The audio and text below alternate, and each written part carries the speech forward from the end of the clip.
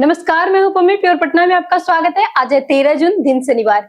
खबरों के पर डालते एक नजर आज की सुर्खियों पर। पटना में आज से 2 दिन होगा आमों का अनोखा मैंगो फेस्टिवल। पटना के 23 प्रखंडों में 17 और 18 जून को लगेगा जन कल्याण शिविर। पटना नगर निगम शहर में बनाएगा 19 आधुनिक वेंडिंग जोन। बिहार महिला आयोग केस निपटारे में बना देश भर में अव्वल। 15 वर्षीय बाबू को लेकर श्री संत ने दी अहम सलाह। तो चलिए बढ़ते अब तक के 25 बड़ी खबरों के विस्तार से। पटना में आज से 2 दिन होगा आमों का अनोखा मैंगो फेस्टिवल। पटना में 13 और 14 जून को आशियाना दीघा रोड स्थित बधाई बैंक्वेट हॉल में 2 दिवसीय मैंगो फेस्टिवल का आयोजन किया जाएगा। इसका उद्घाटन कृषि मंत्री विजय कुमार सिन्हा करेंगे। मैंगो फेस्टिवल देश विदेश की करीब 100 आमों की किस्में प्रदर्शित होंगे, जिनमें जापानी मियाजिक आम मुख्य आकर्षण रहेगा, जिसकी कीमत लगभग 3000 रुपए प्रति किलो तक रहेगी। यहाँ आम चखने, किसानों की खरीदारी, तकनीक मार्गदर्शन और बच्चों के लिए क्विज व पेंटिंग प्रतियोगिता जैसी गतिविधियां भी रहेंगी। पटना में बड़े कचरा उत्पादकों का रजिस्ट्रेशन हुआ अनिवार्य। पटना नगर निगम ने ठोस अपशिष्ट प्रबंधन नियमों के तहत शहर के बड़े कचरा उत्पादकों के लिए CPCB पोर्टल पर पंजीकरण अभियान तेज कर दिया है। रोजाना 100 किलो से अधिक कचरा उत्पादन करने वाला संस्थान, अस्पताल, होटल और बड़े आवासीय परिसर इसके दायरे में है। अब तक 53 बड़े कचरे उत्पादकों की पहचान की गई है। पंजीकरण के बाद निगम जांच करेगा। नियमों का पालन नहीं करने पर, रजिस्ट्रेशन न कराने पर 5000 से 25000 रुपए तक जुर्माना लगाया जा सकता है। लगातार लापरवाही करने वाले संस्थानों की कचरा उठाव सेवा भी बंद की जा सकती है। पटना के 23 प्रखंडों में 17 और 18 जून को लगेगा जन कल्याण शिविर। पटना जिले के 23 प्रखंडों में 17 और 18 जून को 2 दिवसीय सहयोग जन कल्याण शिविर आयोजित होगा। डीएम की समीक्षा बैठक में बताया गया कि इसमें आयुष्मान भारत पेंशन योजनाएं, पीएम आवास, पीएम शून्य घर, पीएम किसान समेत 25 विभागों की योजनाओं का लाभ दिया जाएगा। शिविर का उद्देश्य अंतिम पात्र व्यक्तियों तक सरकारी योजनाओं का लाभ पहुंचाना है। यहाँ आवेदन, पंजीकरण, सत्यापन, ई-केवाईसी और लाभ वितरण की व्यवस्था होगी। सहायता के लिए हेल्प डेस्क और प्रशिक्षित वॉलंटियर तैनात रहेंगे। सभी प्रखंडों में प्रशासनिक अधिकारियों की प्रतिनियुक्ति की गई है। 15 जून से पटना के 3 पीपा पुलों पर यातायात रहेगा बंद। पटना, वैशाली और सारण जिलों को जोड़ने वाले 3 पीपा पुल 15 जून 2026 से बंद किए जाएंगे। मानसून और गंगा नदी के बढ़ते जलस्तर को देखते हुए प्रशासन ने सुरक्षा कारणों का यह निर्णय लिया है। कच्ची दरगाह, रुजतपुर, गयासपुर, काला दियारा और दानापुर, पानापुर पीपा पुलों पर यातायात पूरी तरह रोक दिया जाएगा। 15 जून की मध्य रात्रि में इन्हें हटाने का प्रक्रिया शुरू होगी। हर वर्ष बरसात में यह कदम उठाया जाता है। प्रशासन ने लोगों से वैकल्पिक मार्ग अपनाने की अपील की है। सुरक्षा सर्वोच्च प्राथमिकता रखी गई है। पटना के निजी स्कूलों को वेबसाइट अपडेट का निर्देश। पटना में संचालित सभी निजी स्कूलों को 30 जून तक अपनी आधिकारिक वेबसाइट पर जरूरी जानकारी अपलोड करने का निर्देश दिया गया है। जिला शिक्षा कार्यालय को मिली शिकायतों के बाद यह कदम उठाया गया है। स्कूलों को शिक्षकों का विवरण, उनकी योग्यता, फीस संरचना, बुनियादी सुविधाएं, स्कूल बसों की संख्या, विद्यार्थियों की कुल संख्या और छात्र शिक्षक अनुपात जैसी जानकारियां सार्वजनिक करनी होगी। शिक्षा विभाग ने कहा है कि इससे पारदर्शिता और जवाबदेही बढ़ेगी। निर्धारित समय सीमा तक जानकारी अपलोड नहीं करने वाले स्कूलों के खिलाफ सख्त कार्रवाई की जाएगी। पीएमसीएच इमरजेंसी में मरीजों को मिलेगी तत्काल ट्रॉली। पीएमसीएच की इमरजेंसी सेवाओं में सुधार के लिए नर्सिंग स्टाफ की ड्यूटी का समय सीमा तय कर दिया गया। अधीक्षक डॉक्टर राजीव कुमार सिंह ने निर्देश दिया है कि जरूरतमंद मरीजों को तुरंत ट्रॉली उपलब्ध कराई जाए। ट्रॉली की कमी को देखते हुए 1 सप्ताह के भीतर नई ट्रॉली उपलब्ध कराने की तैयारी है। हाल ही में इलाज में देरी से एक किशोर की मौत के बाद 5 सदस्यीय जांच समिति बनाई गई है। हेल्थ मैनेजरों की जवाबदेही तय करते हुए उन्हें साफ सफाई, सुरक्षा और जांच सेवाओं की निगरानी सौंपी गई है। प्रशासन ने उपचार में लापरवाही पर सख्त कार्रवाई की चेतावनी दी है। बिहार में सरकारी शिक्षकों की कोचिंग पढ़ाने पर लगी रोक। बिहार सरकार ने सरकारी शिक्षकों के लिए नया सख्त नियम लागू करते हुए निजी कोचिंग, ट्यूशन और अन्य व्यावसायिक शिक्षण संस्थानों में पढ़ाने पर पूरी तरह रोक लगा दी है। शिक्षा विभाग ने सभी जिलों के डीईओ को ऐसे शिक्षकों की पहचान पर कार्रवाई के निर्देश दिया है। आदेश के अनुसार कोई भी सरकारी शिक्षक स्कूल परिसर, घर या किसी बाहरी संस्थान पर ट्यूशन नहीं पढ़ा सकेंगे। विभाग का मानना है कि इसमें स्कूल में पढ़ाई प्रभावित होती है।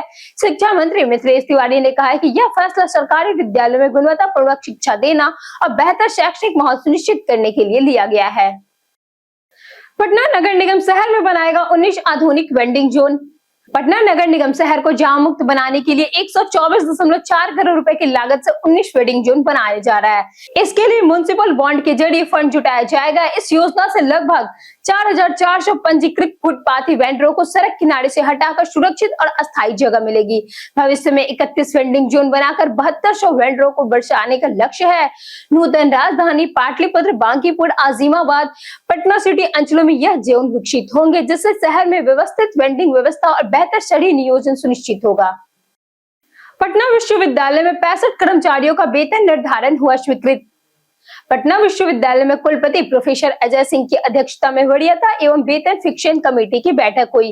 बैठक में एसपी एमएसपी योजना के तहत 65 गैर शिक्षण कर्मचारियों के वेतन निर्धारण को मंजूरी दी गई। साथ ही 5 सहायक प्राध्यापकों को लेवल 11 में प्रमोशन के बाद वेतन निर्धारण और संबंधित लाभ स्वीकृत किए गए। 3 सहायक प्राध्यापकों के पे प्रोडक्शन के आधार पर वेतन निर्धारण भी निर्णय लिया गया। गृह विभाग अध्यक्ष डॉक्टर कुमारी रूपा का वेतन निर्धारण भी किया गया। बैठक में विश्वविद्यालय के कई वरिष्ठ अधिकारी और शिक्षक उपस्थित रहे। दानापुर के 45 वार्डों में लगेगी 15,000 स्ट्रीट लाइटें। दानापुर नगर परिषद के 45 वार्डों में 13 करोड़ रुपए से अधिक की लागत में 15,000 स्ट्रीट लाइटें लगाने की योजना का शुभारंभ सहकारिता मंत्री एवं स्थानीय विधायक रामकृपाल यादव ने किया। गोला रोड स्थित कार्यक्रम में मंत्री ने एजेंसी को तय समय सीमा में पूरा करने का निर्देश दिया है। उन्होंने कहा कि बेहतर रोशनी से महिलाओं की सुरक्षा बढ़ेगी और अपराध पर अंकुश लगेगा। नगर परिषद के कार्यपालक पद अधिकारी पंकज कुमार ने बताया कि परियोजना पर 13.2 करोड़ रुपए खर्च होंगे। इससे मुख्य सड़कों, गलियों और चौराहे पर प्रकाश व्यवस्था मजबूत होगी तथा रात में आवागमन अधिक सुरक्षित और सुविधाजनक बनेगा। साइबर ठगों ने पटना में 2 लोगों को बनाया शिकार। पटना में साइबर ठगों ने 2 लोगों से कुल 5,68,000 रुपए की ठगी कर ली। दानापुर निवासी रमेश कुमार सिंह को डेबिट कार्ड का पिन लॉक होने का झांसा देकर बदमाशों ने दूसरे खाते का एमपिन हासिल कर लिया और 6 बार में 3,50,000 रुपए निकाल लिए। वहीं कुर्जी निवासी तुषार कांति दास को रिश्तेदार के अस्पताल में भर्ती होने की झूठी जानकारी देकर 2,18,000 रुपए यूपीआई के जरिए ट्रांसफर करवा लिए गए। दोनों पीड़ित ने मामले की शिकायत साइबर थाने में दर्ज कराई और पुलिस आगे की जांच में जुटी हुई है। आईआईबीएम पटना के 117 छात्रों को मिली अटेंडेंस स्कॉलरशिप। आईआईबीएम पटना के 117 से अधिक छात्रों को 80 और 90% उपस्थिति के आधार पर अटेंडेंस स्कॉलरशिप से सम्मानित किया गया। बीसीए, बीबीए और एमबीए के द्वितीय सेमेस्टर छात्र ने आर्यभट्ट ज्ञान विश्वविद्यालय की परीक्षा में उत्कृष्ट प्रदर्शन किया। छात्रों को नगद पुरस्कार और प्रमाण पत्र दिए गए। संस्थान की शैक्षणिक योग्यता और अनुशासन की सराहना भी की गई। डीएन डॉक्टर महेश चंद्र प्रसाद ने नवाचार संस्कृति की प्रशंसा की, जबकि निर्देशक ने छात्रों को बधाई दी। आईआईबीएम पिछले 47 वर्षों से शिक्षा के क्षेत्र में योगदान दे रहा है। बिहार महिला आयोग केस निपटारे में बना देश भर में अव्वल। बिहार राज्य महिला आयोग ने केस सुनवाई और निपटारे में राष्ट्रीय स्तर पर महत्वपूर्ण उपलब्धि हासिल की है। ऑनलाइन शिकायत प्रणाली से महिलाओं को बार बार कार्यालय जाने की जरूरत नहीं पड़ती। 2021 से 2026 तक कुल 9,751 शिकायतें दर्ज हुई, जिनमें 70% से अधिक का निपटारा हो चुका है। आयोग ने 11 जिलों में जाकर महिला आयोग आपके द्वार अभियान के तहत सुनवाई की, जिससे लंबित मामलों में कमी आई। राष्ट्रीय महिला आयोग ने भी इसके कार्य की सराहना की है और इसे अन्य राज्यों के लिए उदाहरण बताया। भवन विस्तार से सुविधाएं भी बढ़ाई गई है। रोशन आनंद की जमानत सुनवाई सोमवार तक टली। पटना सिविल कोर्ट में खान सर कोचिंग फायरिंग मामले से जुड़ी 2 मामलों की सुनवाई हुई। खान सर के 2 निजी बॉडीगार्ड्स की जमानत याचिका मजिस्ट्रेट कोर्ट ने खारिज कर दी। वहीं ज्ञान बिंदु जेएस एकेडमी के निर्देशक रोशन आनंद की जमानत पर बहस नहीं होने से सुनवाई सोमवार तक टली। वकीलों ने कहा कि उनकी कोई प्रत्यक्ष भूमिका नहीं है। मामला 2 जून की घटना और वायरल वीडियो से जुड़ा है। एफआईआर दर्ज और जांच आगे की जारी है। पटना में विकास योजनाओं का चयन अब भी लंबित। पटना जिले में वित्तीय वर्ष 2026-27 के विकास कार्यों के लिए योजनाओं का चयन अब तक नहीं हुआ है और 30 जून तक इन्हें ई ग्राम स्वराज पोर्टल पर अपलोड करना है। जिला परिषद सदस्यों को अपने क्षेत्रों की योजनाएं चुनकर पोर्टल पर डालनी है, अन्यथा प्रक्रिया प्रभावित होगी। 16वें वित्त आयोग से मिलने वाली राशि में 84% वृद्धि हुई है, जिससे विकास कार्यों को गति मिलेगी। पिछले वर्ष लगभग 22 करोड़ रुपए मिले थे और अब इस राशि से नाली, सड़क, कचरा प्रबंधन जैसे कार्य को प्राथमिकता मिली। पीएमसीएच माइक्रोबायोलॉजी विभाग में अगले सप्ताह से एचआईवी की जांच शुरू। पटना मेडिकल कॉलेज अस्पताल के माइक्रोबायोलॉजी विभाग में अगले सप्ताह से एचआईवी जांच फिर से शुरू होगी। विभाग अध्यक्ष डॉक्टर अतुल्य नंदन ने बताया कि आग से प्रभावित कमरे की मरम्मत BMSICL द्वारा की जा रही है। इसी कमरे से पहले एचआईवी सैंपल रखे जाते थे। 1 जून को इस कमरे में आग लगी थी, जिसके बाद सभी कार्य दूसरे भवन में स्थानांतरित कर दिए गए थे। अब जांच व्यवस्था को पुनः सुचारू करने की तैयारी पूरी कर ली गई है और जल्द ही नियमित जांच शुरू हो जाएगी। ऑटो का इंतजार कर रहे सिपाही को ठगों ने बनाया निशाना। भागलपुर में तैनात सिपाही धर्मेंद्र कुमार साइबर ठगी का शिकार हो गए। वे अवकाश पर गोपालगंज जाने के दौरान पटना जंक्शन से पहुंचे थे और बुद्धा स्मृति पार्क के पास गांधी मैदान के लिए ऑटो का इंतजार कर रहे थे। इसी दौरान बदमाशों ने उनके बैग से मोबाइल फोन और 3 ATM कार्ड चोरी कर लिए। बाद में नया फोन और सिम लेने पर उन्हें पता चला कि उनके खाते से 3,10,000 रुपए निकाल लिए गए। धर्मेंद्र ने साइबर थाने में मामला दर्ज कराया। पुलिस गिरोह की तलाश में जुटी हुई है। बीपीएससी की 2 परीक्षाएं शांतिपूर्ण तरीके से हुई संपन्न। बिहार लोक सेवा आयोग ने सहायक पर्यावरण वैज्ञानिक और आशु लिपिका पदों के लिए लिखित प्रतियोगिता परीक्षा सफलतापूर्वक आयोजित की। कुल 26 रिक्त पदों में से 17 सहायक पर्यावरण वैज्ञानिक और 9 आशु लिपिका पद शामिल है। पटना जिला मुख्यालय ने विभिन्न केंद्रों पर परीक्षा शांतिपूर्ण संपन्न हुई। सहायक पर्यावरण वैज्ञानिक परीक्षा में 4090 अभ्यर्थी में लगभग 32% ने भाग लिया, जबकि आशु लिपिका परीक्षा में 3024 अभ्यर्थी में करीब 38% उपस्थित रही।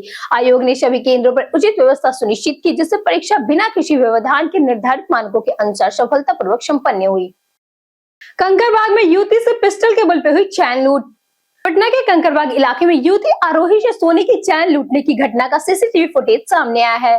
फुटेज में दिख रहा है कि आरएमएस कॉलोनी से जिम जा रही युवती को बाइक सवार 2 बदमाशों ने निशाना बनाया। दोनों पहले उसे ओवरटेक कर आगे बढ़े और फिर बाइक रोककर उसके पास पहुंचे। एक बदमाश ने झपट्टा मारकर गले से सोने की चैन छीन ली। विरोध करने पर युवती ने एक आरोपी को पकड़ लिया, लेकिन बदमाश ने पिस्टल तान दी, जिसके बाद वह पीछे हट गई। पुलिस फुटेज के आधार पर आरोपियों की पहचान में जुटी हुई है। पटना से लौट रहे 3 थाना अध्यक्षों की सड़क हादसे में हुई मौत।